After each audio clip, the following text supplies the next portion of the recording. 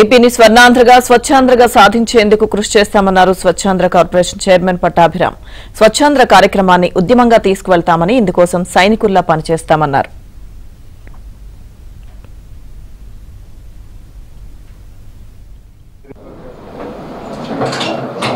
జనవరి నెల 3వ శనివారం స్వచ్ఛాంధ్ర దినంగా పాటిస్తూ నిన్న మైదుకూరు వేదికగా ఆ కార్యక్రమానికి శ్రీకారం చుట్టడం జరిగింది.